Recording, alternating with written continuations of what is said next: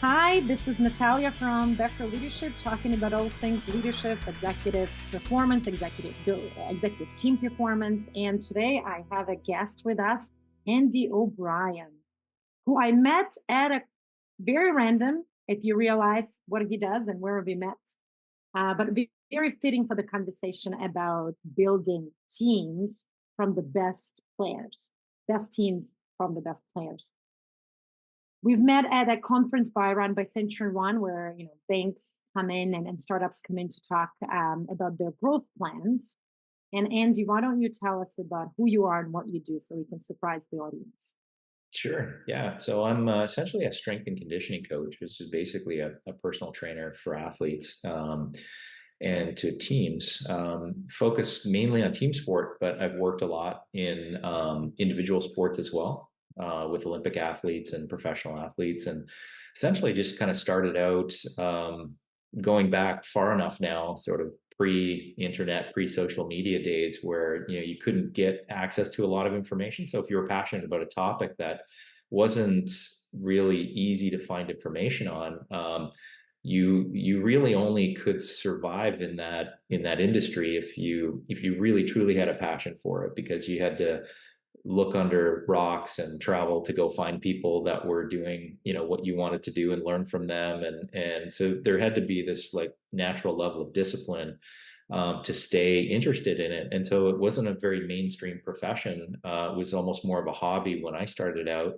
And yeah, just kind of started training some athletes one-on-one, finding information wherever I could find, and ended up learning a few things in university, and kind of eventually went on to get a job in pro sports in the NHL, and then continued my education and did a master's degree, and started building a business, and through that business worked with a lot of talented individuals, and then started to broaden my consulting a little bit, schools and teams, and overseeing other professionals and helping them learn. And so it's been a fun journey, and I think that passion 26, 27 years later is still there, so that makes it still not feel like a job to this day.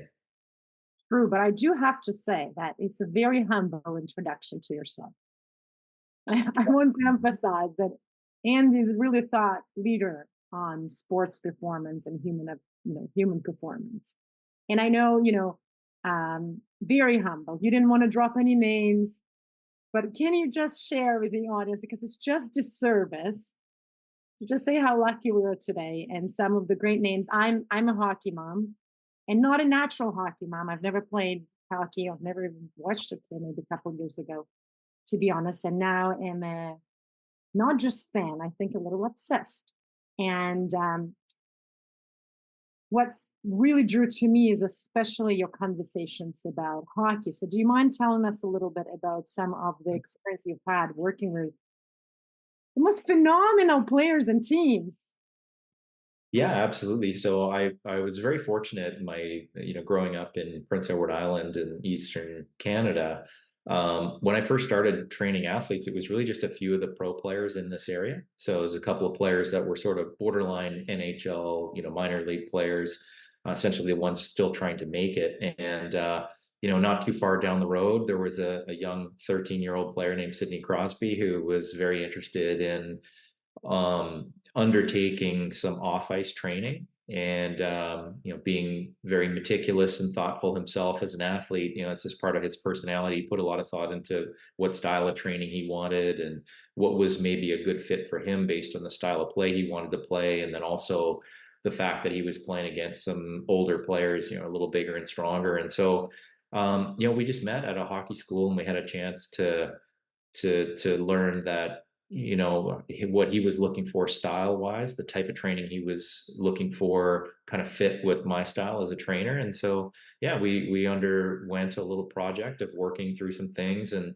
I very much like to teach in the way that I train people. So I like to explain what we're doing, why, and how it's going to benefit them, and sometimes challenge the athlete to show me that they're learning and that they're understanding things. And that also, I think, fit Sydney's personality. Very much was a student and wanting to learn and understand things. So yeah, it just kind of worked out, and not a bad athlete to build a business around, certainly. But I think most importantly, just a tremendous human being.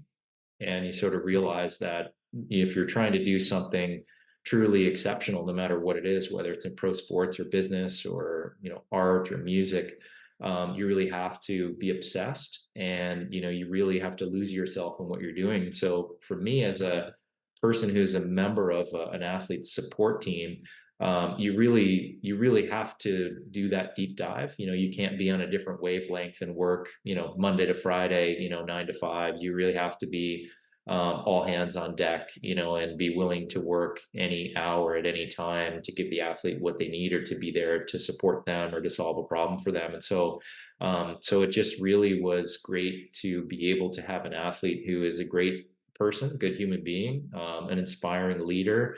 And so that's been just a fun learning experience for me working with him. And then because of Sidney being who he is, a lot of the types of athletes that also gravitated to me were people that didn't just admire him as a player, but admired him as a person. So it just seemed to attract a lot of other good people. And I think that the sport of hockey has that anyways. I think you definitely, in comparison to other sports, you meet a lot of people that are humble, kind, easy to work with. So it's been great from that standpoint. But in particular, this sort of business that I built and the little cohort of athletes that I've had training for the sport of hockey have all been just a certain type of individual, lots of integrity, lots of loyalty, and all of good leaders. And so that's been really great. And I've had an opportunity to go and work with NHL teams. I'm currently doing some work with the Florida Panthers, as well as a sports agency called Cortex Management, where I support through an infrastructure of bricks and mortar facilities and a team of professionals, the development of those athletes. And had an opportunity from 2015 to 2020 to work for the Pittsburgh Penguins and help them through a couple of Stanley Cup runs and do Let's some talk about interesting. Stanley Cup runs. Yeah, yeah, exactly.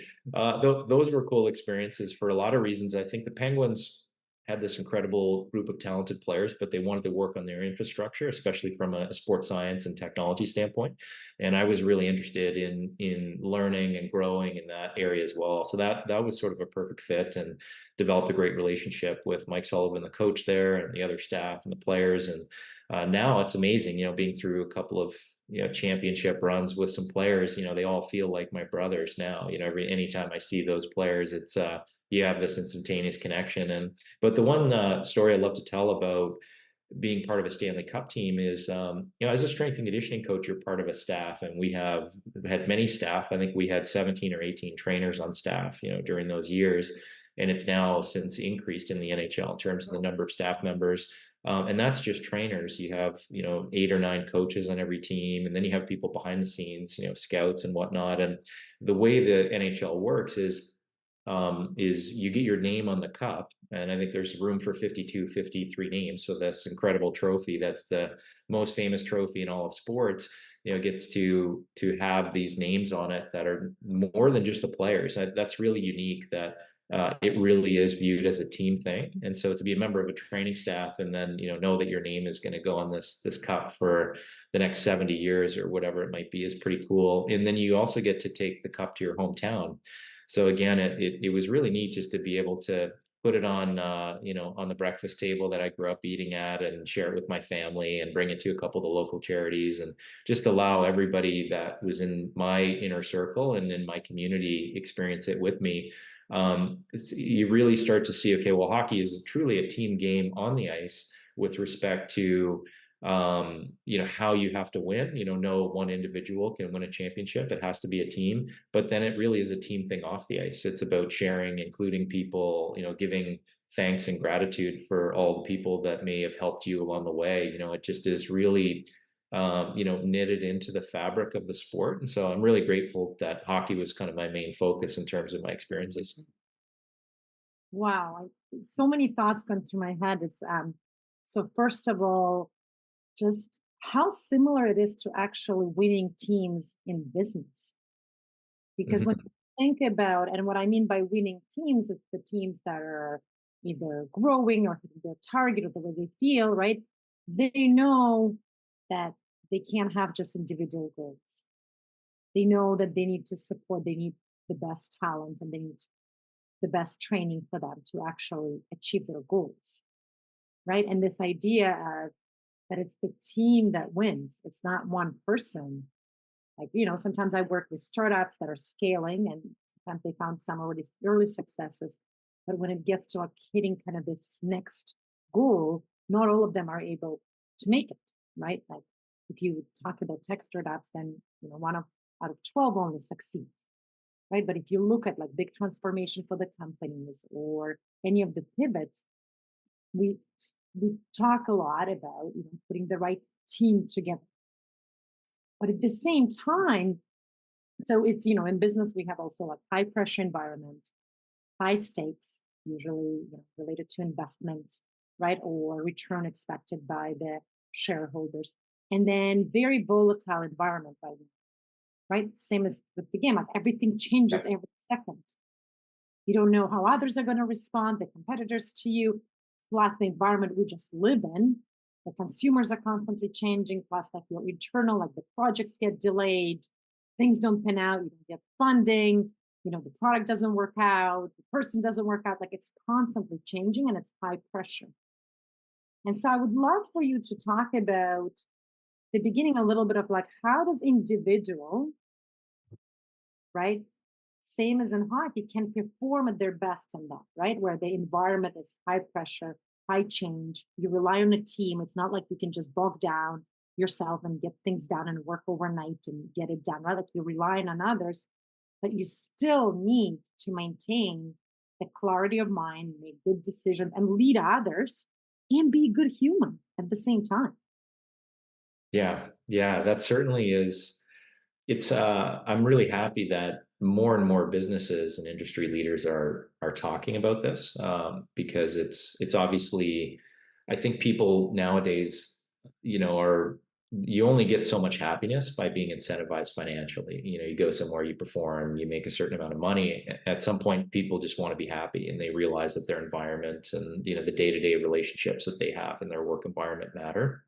And so I think it's really the same in sports. Going back probably 15, 20 years, most of pro athletes were very, sort of gruff and almost like unemotional in many ways. And there was this sense of resiliency that was necessary for survival of their environment and to be able to perform and compete. And the environment was kind of extreme in terms of coaches and the demands of the sport and how quickly you can be discarded if you don't perform. And so there was just a lot less time and attention on humans and feelings and emotion. And I think now most of the coaches and the general managers and people running these organizations have realized you just can't coach that way anymore. You can't just put tremendous pressure on people. You're not going to get the most out of people. They won't be inspired. They won't be at their best.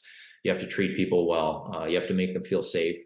And you have to really encourage them to do their best and develop a level of understanding. And you can still be honest and you can still challenge people and be constructive in the feedback that you get if somebody's not performing, but do that in a way that doesn't compromise that sense of safety and doesn't compromise that sense of respect. So I really believe that its evolution is in one way it's really about people and just valuing relationships and valuing the environment, but it's also just a recognition that you will get better results overall if you have this ability to get people feeling good in their environment on a day-to-day basis. And so it's just acknowledging that as human beings and as a society, we're evolving, and the ways that we run these companies and these pro sports teams has to evolve as well. I am amazed to hear this. This is really good to hear for the honestly for the future we're living for our kids, right? Because when sometimes I think even about my own experience working 15 years ago when I started in the workforce, right? A lot of the environment was around here's the very difficult goal. And it's almost was like, let's put people against each other, right? And see kind of who survives, right? Yeah, absolutely. And It's so many, yeah. And so, and I will say that some organizations are still running that way, yeah, but many are finding that it's not a way because a lot of the time, yes, there's some roles I believe that there's benefit maybe to it, like maybe individual sales, Maybe there's somewhere where there's like clearly individual incentives, but most of the time I'm seeing that it's misused. Yeah. Yeah. That Yeah. turn people against each other. And that's interesting because you hire in sports, you hire what I call like A-star players.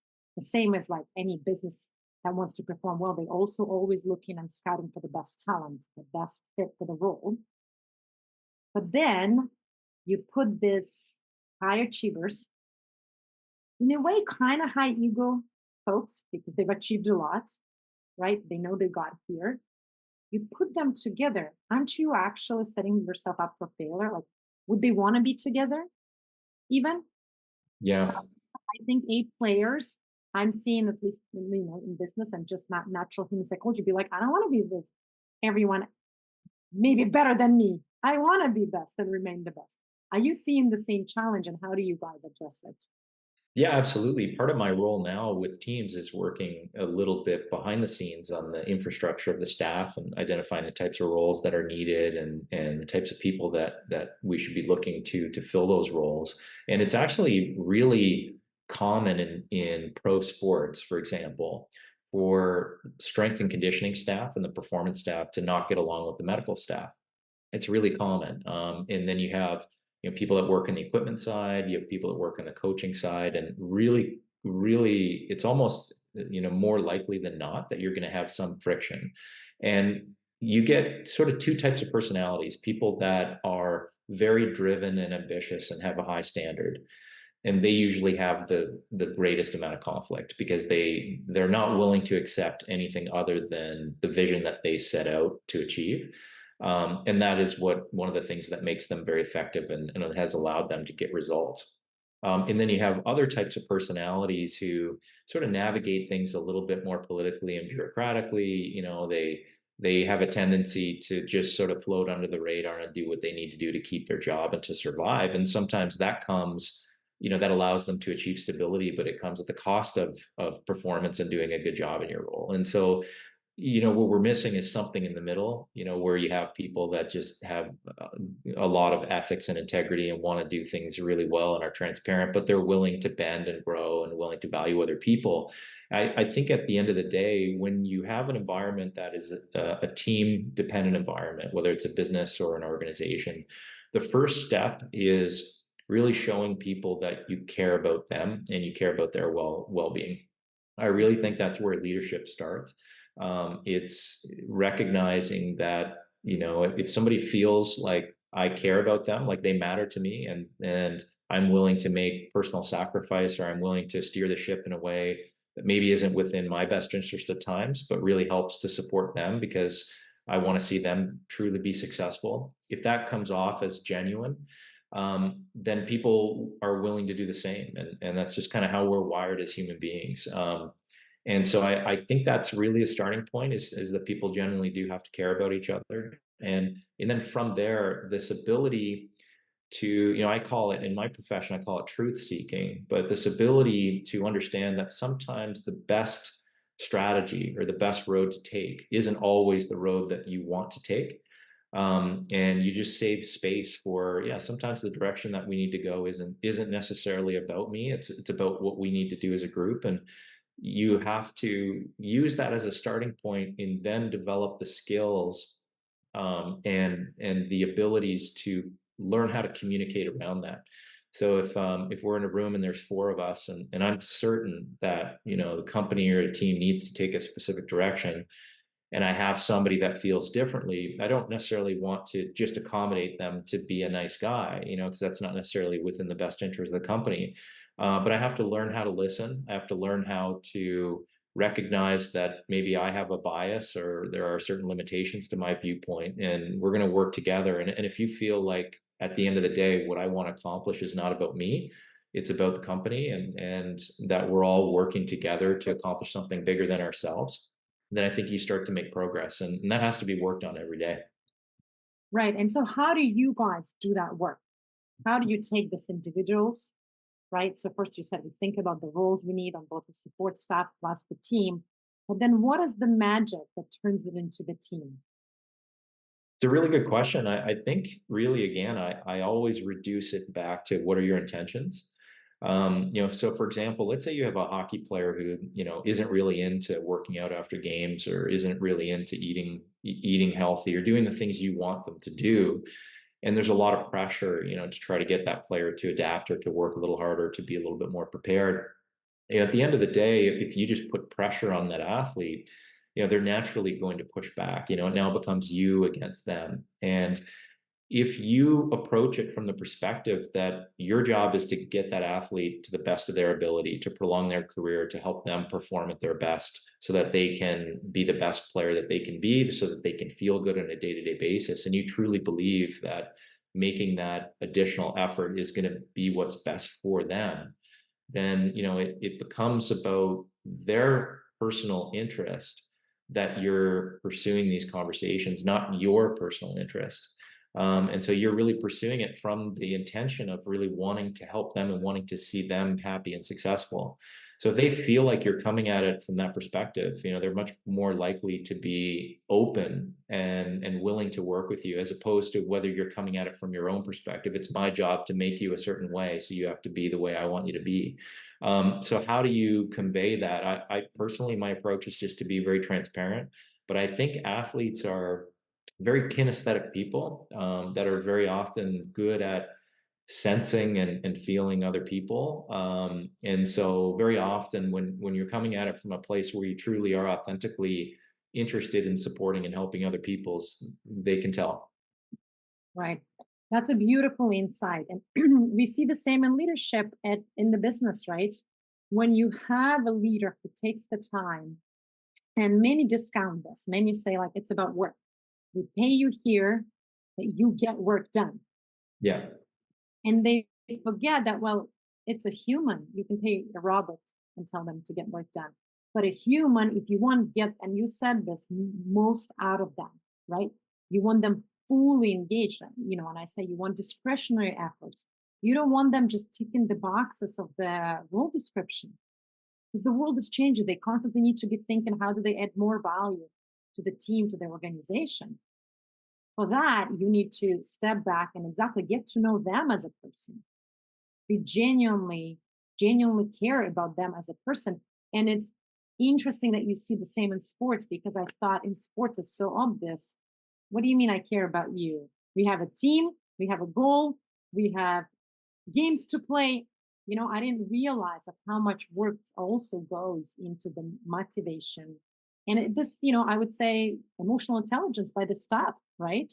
Like this idea of figuring out the style of each player or within the team, getting to know them, developing trust. I heard you were saying developing safety, which I think is what allowing you to have those conversations when you have opposing views, Yeah. right? Get to that truth seeking, which I love the term is truth seeking.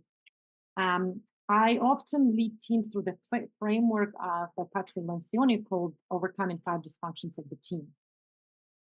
And so many things you said are like reinforced for me, because it starts with trust. And it's what you said, they sense if you are disgenuine or they're disingenuine between each other, right? So it's trust. And then it talks about healthy conflict. Only then you can actually have, and healthy conflict is not interpersonal conflict. It's about the idea. It's getting to the truth. It's getting to the Yeah. opposite decision. And we say that if you don't have that type of conflict, that you're not emotionally bought into the decisions. Yeah. Yeah. You So might true. say, yep. And then, just like as the door closes, Oh you're yeah. constantly restrained. You just don't do it, and you don't speak about it anymore. Such a great point. It's a great point. You have to practice doing that, because I think most people, especially nowadays, are they're conflict averse. They're not skilled in how to share different ideas. And some of the conflict that I see comes from the perspective of what is your starting point. So if your starting point is all about ego and all about being right, and you're there to really serve yourself from whether it's a job security standpoint or whether it's a career growth standpoint, whatever that might be, then that's a problem. And you have to really sit down and find out what are the real intentions underneath things, and what kind of an individual do we have here. So I think that's really important, because if at the end of the day, I'm working with somebody and they help me see something from a different perspective that maybe corrects a course that I was on, then I'm grateful for that, because I've grown, and that person's really helped me understand things. And I've worked with people that I had vastly different contrasting viewpoints before, who are some of the people I'm most grateful for. Some of the people I'm closest with, actually, throughout my career that I've worked with. We would go back and forth in a very healthy way, and learn from each other. So I really enjoy that. I've been able to experience that. But I think the second part is that a lot of people they're just not taught to be comfortable with conflict. Like anything, when you first do something, it doesn't feel very comfortable.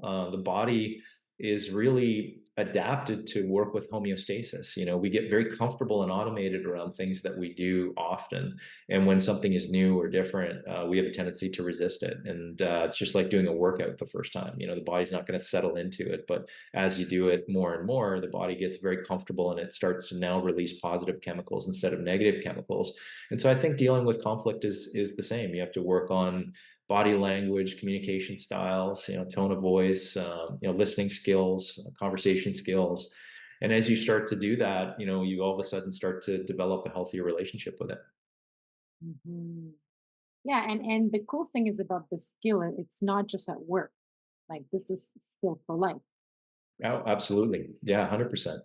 And so do you guys invest in training like this, or is that kind of just organically has to happen for both this kind of like the whole team, the players, the support staff? Like how do you guys approach it? Well, between the different groups that I've worked with, whether it's team groups or some of the work we're doing at the agency side with some of our staff, it certainly is a conversation point. So it's something we talk about, we value. The word emotional intelligence comes up. We talk about the understanding of success, both as individuals and as teams, comes down to these interpersonal relationships. And so we know it. Formalized training, it kind of remains elusive. And I've been to conferences and looked at what other teams are doing in organizations, and I know it's out there. I know that there are professional groups that are doing this with teams. I think what's challenging in the working world these days is it kind of boils down to time. And how do we demand so much of people's time already. We're over and above normal working hours in pro sports. And so do we add another 10 hours or another 15 hours when you're already working 70, 80 hours a week with your group? So the culture, I think, because it does already require people to spend so much time away from their families, it's hard to add those things. And so that's the biggest challenge. And I think coming up with creative ways to do that has been something I've seen with teams, whether it's adding layers of staff and rotating opportunities for people to have additional time off in the off season and things like that. But there are a lot of professional sport environments, both at the team level and at the individual level, where you're running a business and you're working almost 365 days a year. And you just imagine a game day for a hockey team, for example. Some of the staff is there 7, 8 in the morning, and they don't get home until midnight. So, these are long days already. And so I think that's been the biggest barrier to doing a lot of this additional training. Wow. So how do they actually, and you and the players, maintain the performance? Like I imagine, I mean, first of all, I don't think I can imagine. Let's just start there. Um, but you just must be exhausted. Like, how do you get up the next day? How do you last through the game? How do you maintain that sharp clarity of mind? Like, you guys have to make decisions quick. What's it, the players, what help they need, and they have to make decisions super quick, right on the ice. Like, how do they maintain that? Yeah, it's a good question. I think some of the sports science, which is just basically using technology to look at physiology, and then try to match the work that we do and the things that we can control. We try to control those around more and more information. So, for example, sleep. We know that sleep is compromised when you have to travel after games, and this happens in all pro sports. You get in sometimes to a city at 2:30, 3 in the morning. You have to go to bed. You have to get up and maybe play a game the next day. It happens. It's not normal to be working early in the morning and late at night, but we do that in hockey. Sometimes there's a lull in the afternoon, and basketball would be similar, where you're playing games at night, and so your cortisol levels, circadian rhythms, they seem to be all out of whack, with a lot of players over the course of a long career, and certainly you have this fitness component that makes you more resilient to that. So as you get progressively more fit, whether you're a staff person or a player, you're able to manage these nuances a little bit better, cardiovascular fitness in particular. But what we try to do is make decisions around travel to optimize sleep. We do different things both from an exercise standpoint and a nutrition standpoint to try to enhance sleep, have people fall asleep a little bit sooner, make their sleep a little bit higher quality. So that's a really good starting point. And then we try to match the exercise around the state of the individual. So we try to collect some data to say, okay, here's what's going on in the group today.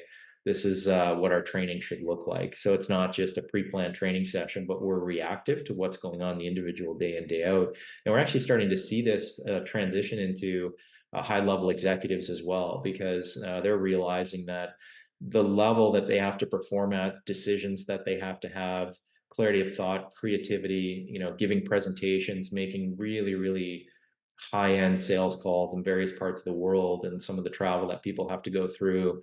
It's actually very similar. If they can be sharp and they can get into their state of flow, that could be a huge game changer with respect to what's going on with their company at that time. So it's really just trying to use exercise, nutrition, collect a little bit of data. And nowadays with the Aura rings and the Whoop bands and all of that kind of stuff, they're getting information and they're curious, and they're trying to interact with people in my field so that they can interpret that stuff. Love it, love it. And I know there's one conference I was talking to, and they are uh, for actual scale up companies. So some of the pressure is double because now you got significant investment in, and you have short time to actually scale the company. And last year they said they had one topic on well-being and burnout, and it was the most attended session. Wow, interesting. Nervous, right? The organizer was nervous to kind of, because she was her first conference, or, her in that role. The conference wasn't the first time, but her in that role, and she felt a little risky putting a session together. They didn't have enough seating for that session. Wow. Right. Wow. I can see it. Yeah, I can see it. It is very, very similar in that I know for myself, when I am under pressure, I perform at my best.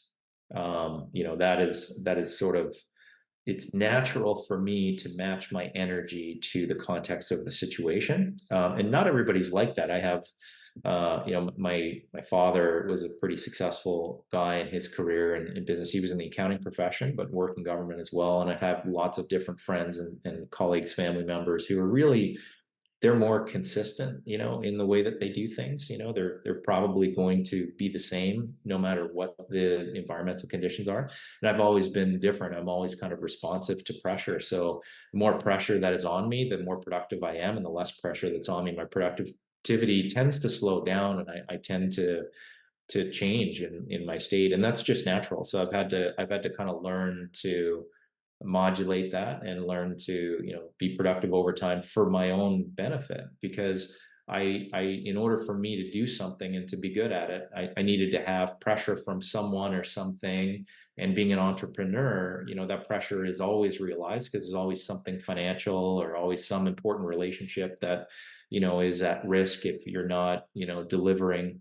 And so I've sort of always been under the pressure cooker, almost every day of the year. That's kind of just how I exist. And so I've learned that you get burnout being like that. And so I've had to try to find ways to pace myself, no different than a runner running a long distance race. You can't just come out sprinting and then get tired and then catch your energy and then sprint again. You get a lot further, a lot faster if you learn how to pace yourself and find that middle ground. So that's one of the things I've had to do just for my own health and my own nervous system through my career. And for athletes, I think it naturally works in this sprint rest type scenarios. They play games which are very volatile, and then they recover from that, and they play another game, and then they recover. And one of the athletes I'm working with right now is a Major League Baseball player, and right now he's in the middle of 13 games in a row, that he has to play. And so you kind of just end up, whether you're tired, no matter what happens, you have to wake up and you have to perform. And yeah, I think it's just you get used to that continuous volatility to the point you become resilient to it. And the people that can't handle it, they end up kind of falling to the wayside. And people that can, they end up being like ultimately successful. And so I think that's life, that's business. And I prefer to take an individual strategy in each one of those scenarios. So I feel like one of the areas we've grown a lot in society, and I'm curious if this is in business as well, is learning how to individualize strategies and see people as individuals. Some people are morning people and they're going to get up and work really well in the morning. Other people just aren't. They're not going to be their most productive. So we're starting to evolve a little bit and say, okay, you can do a little bit more automated work in the morning, and then you can use your evening for more creativity and a little bit more productivity. You find ways to maybe change your workday to accommodate the individual nuances of a person's genetics and their personality. In business, I see a mix, right? So I feel like when the COVID was the pressure that allowed us to explore this work from home, right? Because before COVID, for many executives, it was like work from home doesn't exist. You can't work from home. We need to be co-located. We need to bring all the people together in one room, and then they brainstorm, and then they decide on things, and that's how they communicate. And so it was a lot more regimented, and it was kind of the same for everyone. But it wasn't common that you'd be like, well, my productive hours are a little later, so I'll show up at 11, right? No, everyone was like kind of 9 to 5. COVID introduced some of this, and that's why people are so resistant to go back to the office. Because first of all, it allows them to have higher quality of life, drop off their kids, avoid commute, introduce workouts, introduce breaks, start eating healthier. A lot of times because they can cook at home, right? And so people really resisted the pressure to go back to the office. Now we see three different camps. Some organizations I don't see anyone going back to the office 5 times a week, but I do see kind of like 2 to 3 times fixed days. And the rest of the days when you work from home, you might end up with more flexibility. And people are also introducing kind of core hours, right? So like from 10 to 3 is core hours where Right. everyone is. And then you have the flexibility in between. And then there's people who are going like hybrid, so the days are not fixed or fully remote, right? But still, where it's really dependent on each other in terms of teams, you need to have some kind of agreements in place, and then you can work around it. But at the end of the day, it really depends on the leader leading the team. That's what I'm noticing. The executives kind of set the tone. If they're very like, you know what, we have clear outcomes and results. If you as a team achieve those outcomes and results, we don't care how you get it done, how you get done your work, self-organized. And then there's others that are still, I understand, hesitant. They want to see the progress. They want to see people meeting. They want to see the process as well, right? Yeah. And it's a little nerve-wracking because we all report to some other boss, right? So Mhm. sometimes it's nerve-wracking to be reported to the boss when you're not seeing the progress, right? Yeah. Outcomes are further out, so you kind of want to see what's in between, right? And it's not always easy to establish that transparency and accountability to allow people to kind of have that flexibility. So I think we're starting to see it, but less, I think, because we're still working in this. Not a lot of it is still work with 9 to 5, Yeah. right? And depends on the executive. But I think for executives themselves, though, they are always they forget that they are in a marathon. That's Right. why they're so fine, right? They always think it's a sprint. Just gotta get this round. Just gonna launch this product. Right. Right? We're just gonna deal with this customer complaint. We just have to do this transformation. You're right. And it's like, no, it's not just. It keeps going. So I think for them it's more a change of the mind shift. the mind shift that you are running a marathon. So there's sprints that you run and you need rest in between. I don't think, and the other thing is too that I'm seeing is we talk about athletes in sport, and it's obvious you have coach stuff, coaching stuff, and medical stuff, and support stuff. It's not the same conversations often I'm seeing in the leadership teams or executives. I always joke around saying that I'm like a mistress. Like people don't want to tell they're working with an executive coach. Yeah. Sometimes they're more open to say, oh, Nataliya came in as a facilitator, did our offsite, she's working with the team. And even that, people really, that sometimes they think it's a reflection that they're not doing good enough work, Right. right? Or that like, oh my God, they're going to know that I need a coach. Is someone going to regret that they hired me? They don't think that I know what I'm doing. And then they hesitate to also invest in other help, whether it's from health perspective, from sleep, and from other support. They forget that they are athletes of business. And if they want superior results, right, they need superior support. It's really it's neat to hear that. Like, I think probably what has helped sport maybe move in that direction a little bit sooner is we work a little bit with genetic variation that we understand, because we are in the development business. A team drafts a player, or on the agency side, we have a certain player, we want to try to develop that player, so we have this team of people around them. And what's fascinating to me is we will see certain elements of physiology that just aren't that changeable. You might have a player that's not that fast, and we know we can probably make them faster, but they're never going to be the fastest individual. We sort of know that. And we also know maybe there's a player who's a little bit thin and not very muscular. We may identify some players that, based on their genetics, we could make that player a very muscular player. They just don't have the hours of training that they needed. But we might look at another individual and say, it's probably not going to happen. We can see genetically, based on the architecture of their muscles and tendons or the ratios of their bones, that they're probably never going to be somebody that's going to have a lot of muscle in their body. So probably the big thing is acceptance, as opposed to thinking of a certain prototype that we want and say, okay, if this player's slow, we have to make him fast. Let's put 1,000,000 hours into making this person fast. Sometimes it's saying, well, we're probably never going to have a fast athlete here. So, are you comfortable with the player that you have now, knowing that, because they do certain things really well. They're very smart. They're intelligent athletes. They're pretty physical. Maybe we take that pressure off that athlete to try to do that, and we just accept them for what they are, and we move forward. Sometimes that's really valuable, because you're not putting this tremendous pressure on the athlete. And we've seen this before with athletes that aren't very lean naturally, and so they look like they're carrying a little bit more body fat, and essentially go to a training camp, and they might be a very hardworking athlete with a very conscientious like lifestyle habits, but genetically they're just not as lean as some other people. And then you can have some athletes that crush a lot of beer and smoke cigarettes and eat potato chips, and they're very lean, right? And so sometimes you get that athlete might go and they go through a training camp test, and they kind of get shamed, and instantaneously people feel like they don't work hard.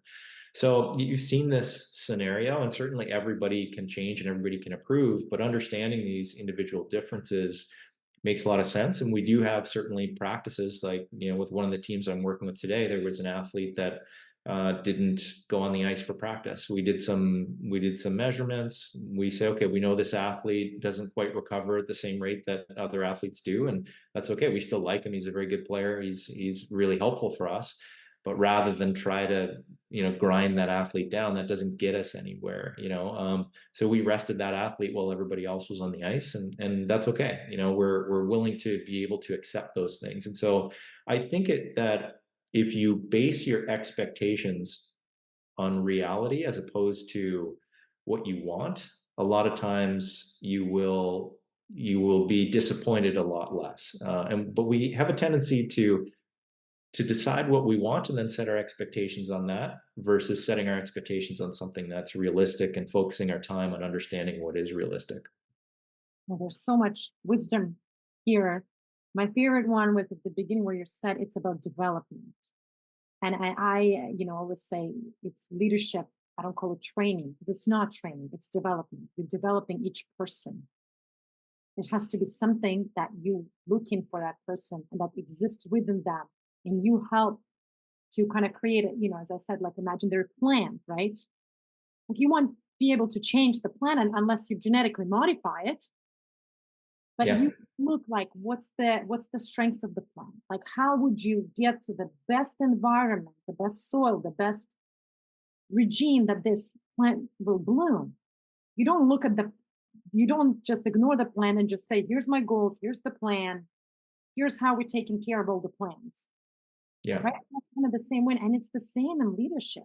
But people forget, and sometimes leaders struggle with this concept of individualization because they're like, well, but it's not going to be fair to someone else. Why does he gets to rest of eyes and I don't? But it's like, well, if it's ingrained in your culture, and we're developing each one of you, and it's transparent, so people don't Mhm. feel like this, the unfairness of it. Yeah. It's very possible because then they know they will be invested in as well. Because coming back to our earlier conversation, you've had a conversation with them in the first place, Mhm. Mhm. what their capabilities, and you did the testing to let them know about their strengths, and you're aligning them to the right role. So there is no misfit of expectations. You're not putting your guy who is not the fastest into the role that requires the fastest player. Yeah, absolutely. And we do that all the time. And, Yeah, and we we see it. see that in business though. In business, we sometimes Yeah. see like, "Oh, I don't have time to hire someone else. Right? And so I'm just going to take the team I had and the players I had, and now things are just different. And I'm Yeah. going to demand that they do it and they adjust. Yeah. Yeah, absolutely. It's actually I have seen that in my career a little bit, which has been mostly small business, but sometimes we identify a role or there's a job available and we know what the requirements of the job are and we hire someone and you might realize, 2 months into the job or 2 years into the job that maybe there's a mismatch between the role and the individual. And you don't necessarily have to get down on the individual, and be disappointed and upset that they're not fitting the role. It just may not be who they are. It may not be a great match based on their skill set. And so, maybe there is effort there, but they're just not in the right role. And so you can support the athlete to grow into the role. But if you don't think that that athlete is going to grow into the role, even with the appropriate amount of effort, and then maybe you can move them laterally or you can modify the role to the individual. And so, just discarding people and trying to replace them and trying to find the perfect person a lot of times is very difficult. And it's very difficult in sports too. You can't just go grab all of the best players. A lot of times you're dealing with some imperfections along the way. And so, the ability to get the best out of everyone has a lot to do with putting people in roles that they're well suited for and that they enjoy, and then just building relationships so that they're motivated to want to give as much as they can to the position. Mm. And how do you find like the players in the team? How do they keep each other accountable? Is there such thing as like pure accountability, or do they rely kind of on the coaching staff to just coach individuals? How do they help each other? Yeah, it's a really good question. Sometimes in a pro sport locker room, you can hear that it's very vocal, and people talk to each other, and they have really good communication, and they're very sensitive to the nuances of momentum. So when things are not going the right direction, they have the ability to turn things around and create some energy or create some enthusiasm to do that. And then there's other times where it's just completely quiet. It's like crickets, and that those dynamics are very fascinating to me. I think that the percentage of communication that is digital versus interpersonal these days has got to be much, much higher, than it was, say, 10 or 15 years ago, and changing all the time. So I think people are just less comfortable, looking each other in the eye and speaking and standing up and speaking. So I think there's a generational shift there. That's part of it. I think that however, in pro sports, it's generally understood that if you want to be successful, there's a huge component of accountability. So every person is accountable to their role. Every person is responsible for the success of a team. Like very rarely will you see good players, that aren't succeeding say, well, it wasn't my fault. I scored my 2 goals and, our defensemen just weren't very good today. You just never really hear that. Usually people are saying, scored 2 goals, but we didn't win. It's not good enough. We have to be better collectively as a group. And I accept my part in that. So sports is good that way. I think it teaches people to be accountable to each other. And the more successful teams do that better than the less successful teams. You can really see that tangibly. The groups that have that level of accountability to each other, they're much more successful than the other groups. I see the same in business, 100%. The teams that are more successful are the ones that are able to hold each other accountable and remember that they have the big common goal to hit and that they can have the conversations. But it comes down to their ability to trust each other, to not be pointing fingers, Yeah. right? It's the same. It's not me, it's marketing. It's not Yeah. the product, it's the sales team that can't sell. Yeah. Well, we Absolutely. can't sell because we build a shitty product, right? Like it's like Yeah. is pretty much I can't build another product because engineering wouldn't build the product I want to build, and it's Yeah. like you get over that and I'm able to have constructive conversation because remember how we talked about your goal and outcomes are further out, but it's the behaviors that predict whether you're going to hit the outcome. Right. Right. And that's what people forget is like we're giving each other feedback because we see the behaviors that might not lead us there. It's too late when we didn't hit the outcome, Yeah. Yeah. right? That's And fascinating. then also, and then it's also this discomfort, this conflict. And I thought, again, just based on like, who the personalities would go into professional sports, that they would be very outspoken. But you're saying it's not the case. It still depends on the type of personalities and generational as well.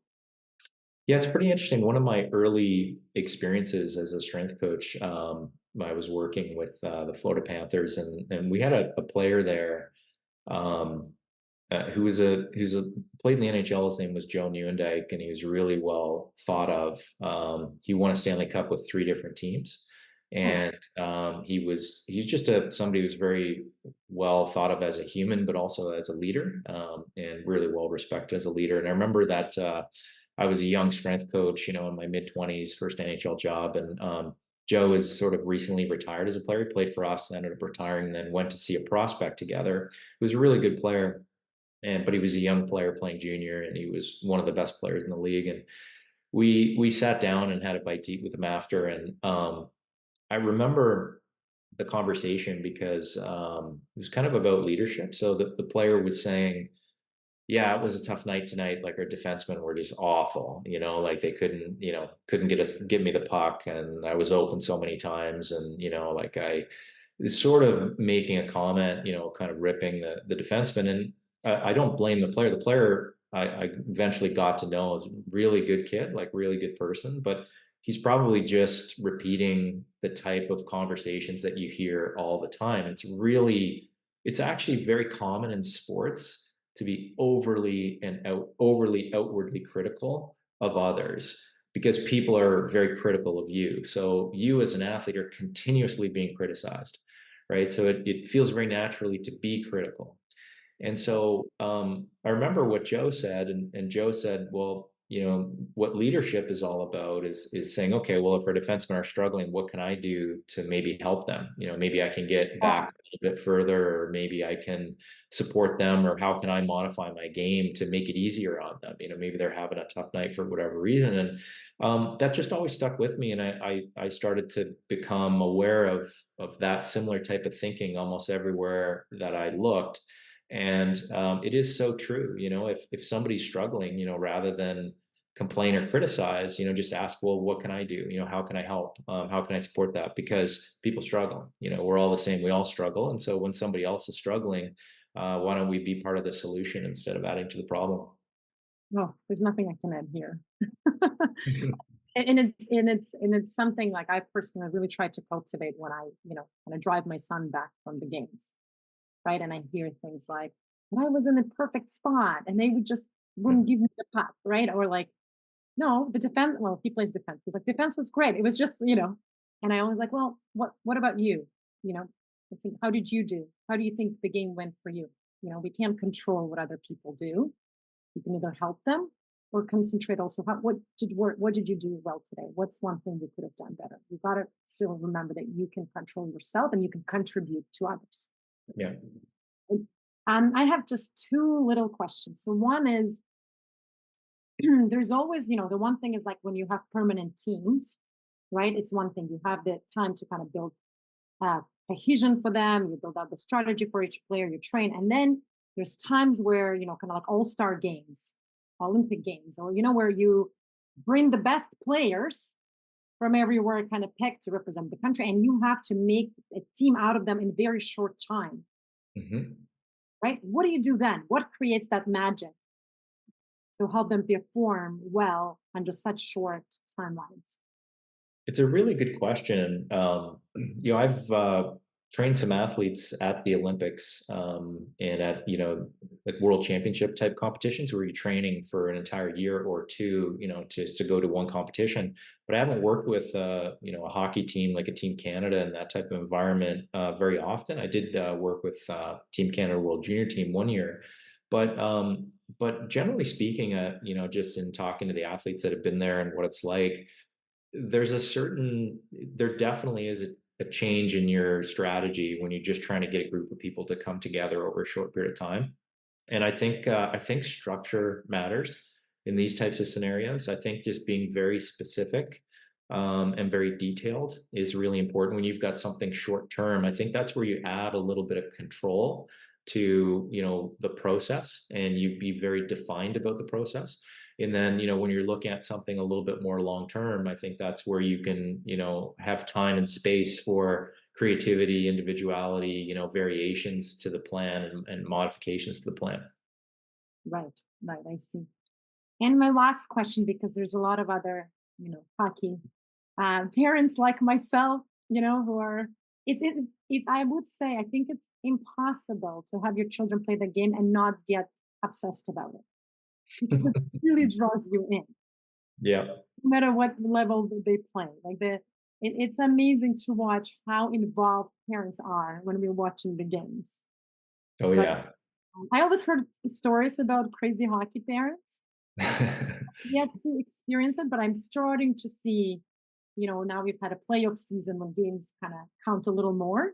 Oh Uh, yeah. I'm starting to see a little bit what the stories are about. Hmm. What would be some, kind of words of wisdom for, I guess, us, again, none of our kids likely are the future NHL players, maybe, but unlikely. But as we think about their development through this game, what would be some words of advice for us? Yeah, I think it's very, very interesting. Like, there's no question about it. Crazy hockey parents is a thing. And I've seen it happen to friends of mine, and people that when you get in that parent mode, it's you could get very attached and very involved and invested. I always look at it from a developmental standpoint. I think first and foremost. In order for an athlete to develop, it needs to be their process. So one of the things I see a lot with parents is parents trying to call the coach or try to manipulate a situation for the betterment of their son or daughter, in order to create an opportunity or whatever it might be. And I understand why it's tempting to do this, because sometimes there is politics. Sometimes you're not always dealing with the best person doing the best things. So it can be tempting to intervene, but you have to sort of let the athlete fail, because the failure and the challenge and the struggle, both physically and emotionally, is part of the developmental process. And when you remove that, or you try to alleviate that, you're actually alleviating the opportunities for them to get better. So I think it's really important to recognize that the struggle is actually a part of the process, and it's one of the most important parts of the process. I do think that sometimes as parents, we try to hold kids accountable. And to be honest, the best athletes, like, usually they have parents that like to challenge them. That does happen. But I think it's important to recognize that sometimes when you have a young boy or girl coming in after a game, they can seem aloof or indifferent, but they're not really that way. Sometimes they're fearing the interaction with their parents after the game, and they don't know how to handle that, and their coping mechanism is just to sort of tune out. And so sometimes as a parent, you see that young individual and you think, like you didn't play very well and now you're just sort of like indifferent or you're not upset at yourself. And so there's this tendency to sort of be hard on them. But sometimes they're already overly hard on themselves in that situation, right? And so I think sometimes the way that they show up isn't always what's going on inside. And so I think if you can probe a little bit, ask them how they're feeling, make them really comfortable for them to be able to share, then you can create some of that growth through the conversations. But it is a natural coping mechanism to sort of just, tune out and act like you don't care when there's a situation that you're having difficulty processing emotionally. Right. Wow. Um, you had me at let them just struggle. Right. Yeah. What are you talking about? And then you're absolutely right. There's a little bit of this like, I take you to games. We invest in this all of our life. Our vacations are now all planned around the hockey season. Yeah.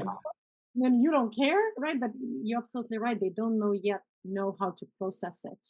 Yeah. And they Yeah. do absolutely do care.